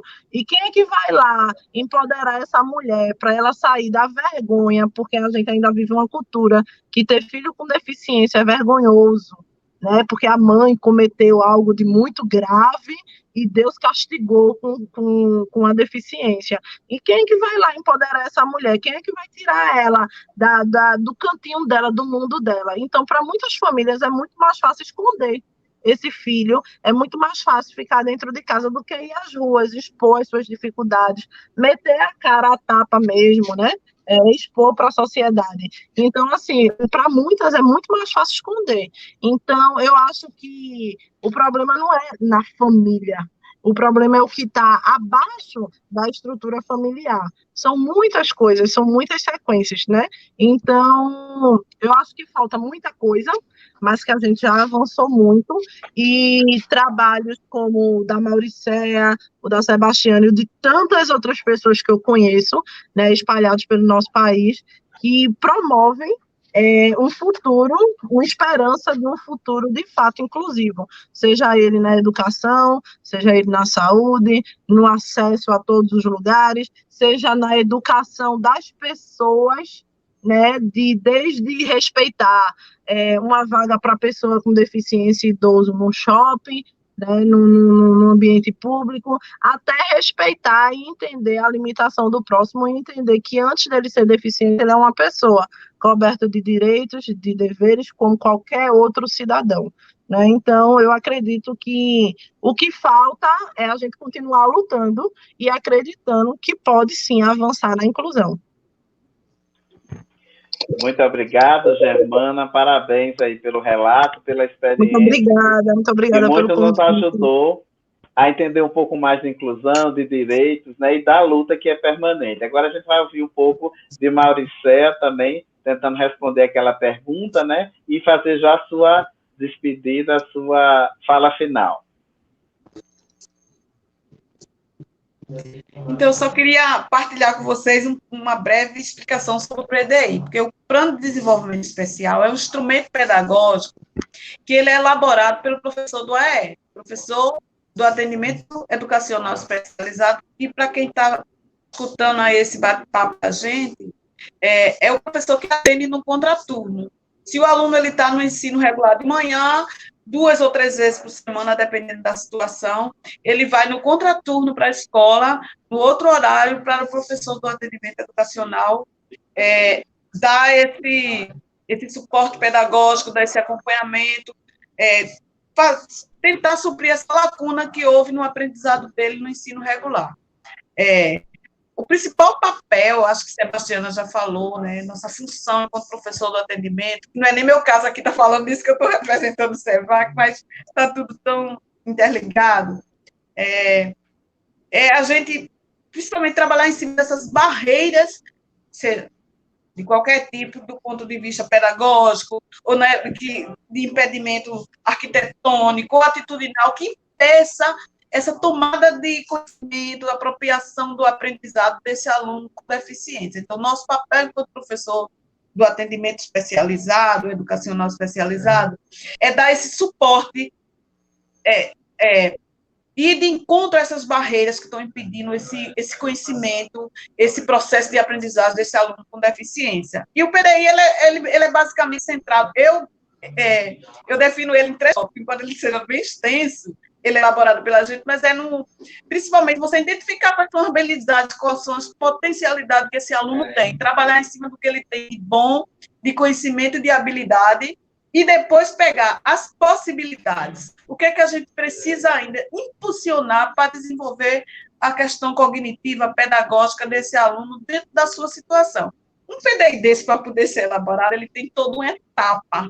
Não é assim, sentou e escreveu. Tem todo um questionário que é entregue ao professor da sala regular, onde ele elabora, pensa sobre aquele aluno, coloca tem várias questões, acho que é de 4 ou 5 páginas, questionário, é uma entrevista com o professor, tem toda uma entrevista, um contato com a família que o professor do atendimento especializado faz, vários encontros. Eu não consigo entrar no PDI de 4 ou 5 encontros de escuta da família, de todo o antecedente histórico escolar desse aluno, de toda a questão, como é esse olhar da família, qual é a expectativa da família, se ele teve outras professoras anteriores que a gente possa manter contato, e é feito todo um planejamento metodológico de que recursos a gente vai utilizar para suprir, para alavancar aquelas possibilidades que aquele aluno está precisando para impulsionar seu aprendizado. Qual é a rede em torno da escola, a partir do que tem dentro da escola, o diretor, o coordenador de apoio, os outros colegas, o servente. Como é que vai se dar essa relação com a família para potencializar esse aprendizado desse aluno? No posto de saúde local, toda a rede externa, pública, todo profissional que a gente possa somar para ajudar a gente. Então, o professor de atendimento especializado, ele pensa nesse aluno, pensa nessa rede, desde o ambiente da escola até o seu entorno, e ele planeja pedagogicamente que materiais pedagógicos ele vai precisar ter, elaborar, dar conta, para potencializar o que a gente identifica como possibilidades, que, vamos dizer, as pessoas dizem que são as dificuldades mais visíveis que o aluno tem para vivenciar em plenitude seu processo de aprendizagem. E potencializar a habilidade. Basicamente é isso. Eu, particularmente... Muito obrigado. Quando vou entrar em contato com as mães, eu falo muito que eu confio na escola pública. E digo para elas procurarem uma escola pública, principalmente a mãe que atende a pessoa com deficiência, que mesmo toda lacuna que possa existir nesse fazer educação pública de qualidade dentro da rede municipal ou estadual, mas eu confio no trabalho que é desenvolvido, não porque faço parte dele, mas porque eu tenho 58 anos, mas pelo menos nesses meus 40 anos que eu estou nesse mundo de escola desde 10 anos de idade, né, minha primeira experiência como professora foi pegar os meninos na porta do carro, entregar a professora na sala de aula para cuidar, eu vivi muitas experiências diferenciadas da educação, na rede pública e na rede privada. Então, eu tenho dito às mães que, na rede pública, esse fazer escola inclusiva ainda é mais fácil da gente fazer um acompanhamento e a gente lutar para que esse direito, de fato, seja efetivado, né? Uma outra questão que eu queria pontuar aqui é que essa busca por esse processo de inclusão da educação, ele se dá em processo, né? Porque eu fiz minha pedagogia em 91. Quando eu fiz pedagogia, a cadeira de educação especial era eletiva, fazia se quisesse. Hoje em dia, a gente é obrigatória. Então, quer dizer, como Jana mesmo pontuou, muito avanço foi conquistado e eu atribuí isso a instituições como a AMA, como o SEVAC, como vocês que fazem aí à frente, e como tantas outras, como as APAES, que foram pioneiras nesse serviço de luta pela garantia do direito. Ainda há uma lacuna no serviço público muito grande, principalmente de educação. Mas eu acho que se a gente, eu digo isso assim, é uma coisa que eu tenho convicção, se a gente fosse esperar para que a parte arquitetônica estivesse pronta, a gente nem estava vivenciando essa garantia dessa inclusão em processo. Eu digo que a gente está na garantia da inclusão em processo. Né? É como a luta da mulher pelo empoderamento, pelo respeito, pela vivência da cidadania, é como a luta da gente que tem esse recorte étnico-racial, dos negros, para sair do tronco, para ser respeitado no seu conhecimento, na sua sabedoria enquanto cidadão. É na luta dos menos, da minoria, qualquer ela seja. Se a gente fosse esperar para que a sociedade estivesse pronta para nos receber, ela não estaria nunca. Então, as escolas arquitetonicamente não estão prontas, mas a gente quer que essa política de fato aconteça, esse direito de fato seja possibilitado desse aluno estar dentro de sala de aula. E o resto a gente vai conquistando em processo, porque se a gente esperar que ela esteja pronta, acho que as meninas concordam comigo, pode ser que a gente, os nossos netos, nem os nossos bisnetos, nem consigam alcançar, né? Eu digo que a gente está vivenciando a inclusão, a garantia desse processo em processo, né? É muito mais árduo, mas a gente vem de uma sociedade capitalista, excludente, discriminatória, sectária, estigmatizadora, onde a gente vai de encontro a todas essas questões para tornar ela mais fraterna, mais humana, mais acolhedora. E eu acredito muito no trabalho conjunto, sabe? Me perguntaram o que a gente deve fazer. Eu venho de uma comunidade onde a gente acredita que a base é o resistir. Resistir a todas as formas de opressão, todas as formas que nos exclua de qualquer tipo de processo, né, de existência enquanto ser humano. E se a gente consegue resistir a essas formas tão segregadoras, junto com outras pessoas que pensam como a gente, é mais fácil a gente derrubar todas essas barreiras, sejam elas arquitetônicas ou atitudinais. E eu acho que a gente tem que se juntar enquanto sociedade civil organizada, enquanto movimentos, tem que procurar apoio. Tem aí, hoje em dia, a gente tem os conselhos de direito, tem um conselho tutelar, tem o Ministério Público, tem muitas instituições que garantem, são espaços de denúncias e espaços de garantir a luta e garantir que essas leis, de fato, sejam cumpridas. E a gente está aqui para sensibilizar a sociedade para o entendimento que a pessoa tem que ser respeitada, independente de ser branca, preta, alta, baixa, de ter ou não deficiência de qualquer tipo, né? Ser respeitado porque é um ser humano e já tem o seu direito garantido de nascer e de ser aceito na condição que ele é. Meu respeito, meu carinho, meu afeto a Germana e a todas as mães que têm uma criança com deficiência. A parte mais difícil que eu troco ideia com meus colegas de trabalho é essa escuta da família, desse relato, nesse processo de exclusão tão assim, forte, né? Tão que devora, que devasta com o outro, enquanto mãe, enquanto ser humano, enquanto mulher. A Sebastiana, meus agradecimentos. E eu acredito muito na categoria dos professores, eu conheço um monte de gente do bem, e quem não é do bem, a gente vai tentando conquistar e chamar para o nosso lado para a gente fazer essa caminhada em processo em busca de uma educação inclusiva, pública, de qualidade.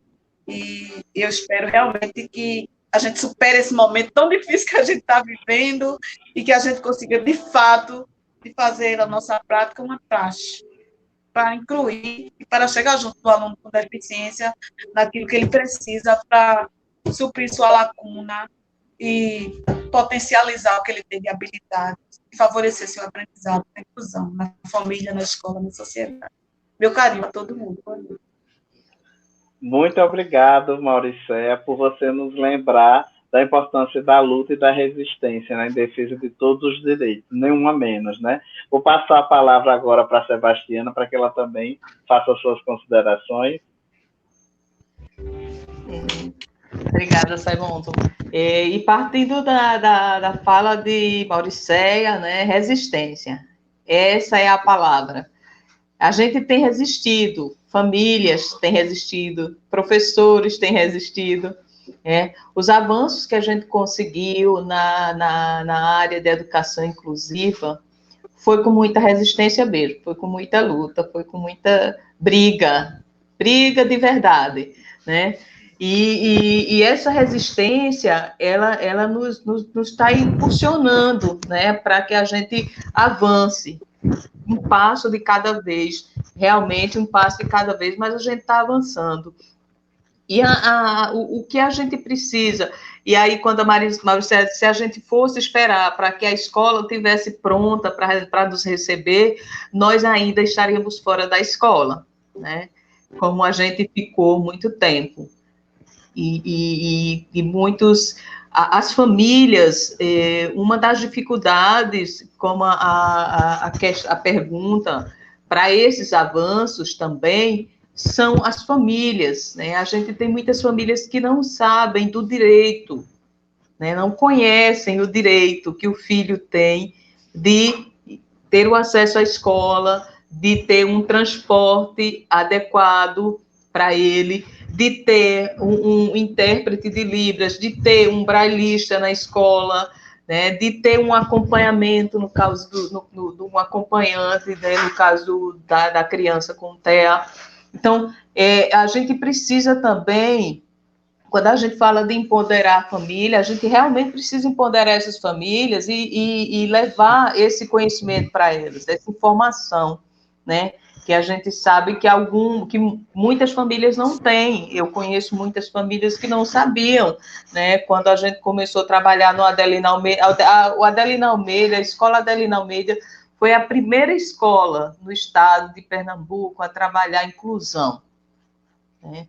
Então, a gente trabalhava nessa perspectiva e as famílias tinham filhos já adolescentes que nunca tinham ido para a escola, porque achavam que, porque era surdo, ele não ia aprender, porque a escola não oferecia para eles a estratégia adequada para eles aprenderem, né? E aí fomos mostrando, íamos, as professoras, principalmente as duas primeiras que tiveram essa iniciativa, né, que é a professora Nora, e ela ia na casa dos alunos, ela saía procurando. Alguém sabe onde é que tem uma criança surda, que o pessoal na época chamava de mudo, né? Ela saía procurando nos bairros em Petrolina, onde era que tinha essa criança, onde era que estava esse adolescente, onde era que estava esse adulto surdo, para levar para a escola, para dizer para a família que ele tinha direito de ir para a escola, que ele ia aprender, e muitas famílias diziam que ele não ia aprender, não, ele já sabia se comunicar ali com a família e pronto, né? E hoje a gente tem em Petrolina, principalmente, eu falo de Petrolina porque eu passei 24 anos em Petrolina, né? Trabalhando especificamente com a comunidade surda. E em Petrolina a gente tem um programa, na prefeitura a gente conseguiu ter um programa de emprego, né? A Secretaria de Acessibilidade da Prefeitura de Petrolina, ela funciona maravilhosamente bem, né? Inclusive, a gente é modelo, eu tive numa formação aqui no Ministério do Trabalho, e eles falando a forma como a gente tinha feito, que a gente saía de empresa em empresa, perguntando, né, antes mesmo de ter a obrigatoriedade da empresa contratar. Petrolina já contratava pessoas com deficiência, né, principalmente surdos. A gente tem uma incidência muito alta de surdos em Petrolina. Então, a gente saía de empresa em empresa perguntando se tinha vaga, como era que a gente podia formar esse aluno surdo, qual era a formação que ele tinha que ter. Então, a gente hoje tem alunos, tem desses meninos que começaram com a gente lá atrás, que hoje já estão na universidade, já fizeram especialização, estão entrando no mestrado, estão no mercado de trabalho, muitos deles são professores já. Então, a questão do empoderamento da família, ela parte dessa consciência, né, e do conhecimento do direito que ele tem. E aí a gente consegue trabalhar e consegue incluir de uma forma, assim, adequada, da forma ideal, a forma que a gente quer. Então, Petrolina hoje, eu digo hoje, porque a gente teve realmente uma luta muito grande, mas hoje Petrolina é uma das cidades que mais emprega pessoa com deficiência, né? Então, as empresas já têm esse costume, né? Já têm essa prática, e liga para a gente, mesmo eu estando fora de Petrolina, até às vezes liga, aí eu mando, eu passo para outras pessoas lá em Petrolina. Tem essa cultura, né? Esse investimento que a gente fez na educação dessas crianças, mas se a gente fosse esperar, realmente hoje eles também não estariam nessa posição. Então, a gente precisa empoderar a família, a gente precisa se empoderar enquanto profissional, e a gente também precisa, antes de mais nada, se empoderar enquanto ser social, né? A gente precisa ser empático, a gente precisa, mesmo que eu não tenha, que eu não tivesse, ou que eu não tenha uma pessoa com deficiência na minha família, que eu tenho, né? Mas eu preciso ser empático com a luta do outro, né? Se eu encontro uma germana na vida, eu preciso dar a mão à germana e seguir com ela, fortalecendo e buscando espaço para que ela seja ouvida, né? Se eu encontro uma Mauricéia, eu preciso pegar na mão de Mauricéia e levar a Mauricéia para os espaços que ela pode não ter acesso, mas que eu tenho, eu vou levar para ela ser ouvida. Então, é isso que a gente precisa para incluir, é isso que a gente precisa para efetivar a inclusão da pessoa com deficiência na nossa sociedade, é a empatia, é a resistência, é a luta e é a defesa, realmente, do direito humano de ser, de existir e de ter todos os seus direitos garantidos. E eu quero agradecer, realmente, é um tema que me é muito caro, muito rico, muito precioso, né? E que eu sempre estou à disposição para falar, para conversar, para dialogar e para mostrar que a gente pode ser uma sociedade inclusiva de verdade para todos. Obrigada, Simon. Muito obrigado, Sebastiana. E eu quero agradecer a Germana, a Mauricéia e a Sebastiana pela oportunidade de ouvi-las, né, de conhecer tantas experiências, pela oportunidade do encontro, né? Olha que nem tudo na pandemia é tão ruim, foi por conta dela que nós estamos aqui hoje, né? Reunidos, vocês aí de Pernambuco, eu aqui na Paraíba, né? E tantas outras colegas e colegas que estão aí, alguns no chat, né? Como Fernanda em Campina Grande, Berta, que foi minha aluna, está lá de Caicó, mandando um abraço, Elisângela, outra colega de Maceió, então tanta gente querida e tantas outras pessoas, né? Então, muito obrigado por compartilhar, por enriquecer a nossa experiência, né? Através da experiência de vocês. Foi muito bom ouvir. Cada uma de vocês, tenho certeza que se tivesse mais tempo, vocês teriam muitas e muitas outras histórias de luta, né? De conquistas também para compartilhar com a gente, né? Então, nesse momento, eu me despeço de vocês. Peço que Sebastiana continue. Ana Maria já entrou aí, Ana Maria Mello, que coordena junto com Sebastiana à Frente Nordeste Criança, né? E eu passo a palavra agora para Ana e Sebastiana para que elas façam também algumas considerações, né, para que a gente possa fechar essa linda noite. Muito obrigado a vocês. Obrigada. Ana? Bom, muito boa noite para todas e todos. Eu começo a agradecer o Simonton pela mediação tranquila, pontual e gostosa no meio de mulheres lutadoras. São feministas. Eu digo que esse que é o feminismo 99%, Mauriceia e Germana, Sebastiana hoje aqui deram um exemplo. Cada depoimento, ou mais técnico ou menos técnico, é uma área que sintetiza a luta da mulher.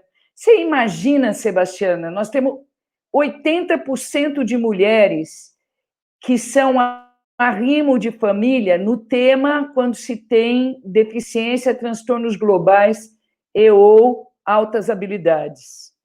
Em luta por creche, a gente tem 40% a 50% de mulheres, arrimo de famílias, sozinhas.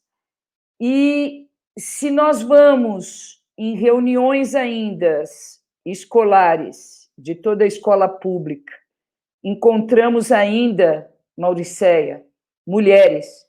Daí nós estamos na Frente Nordeste Criança, Mauriceia, lutando mesmo pela escola pública.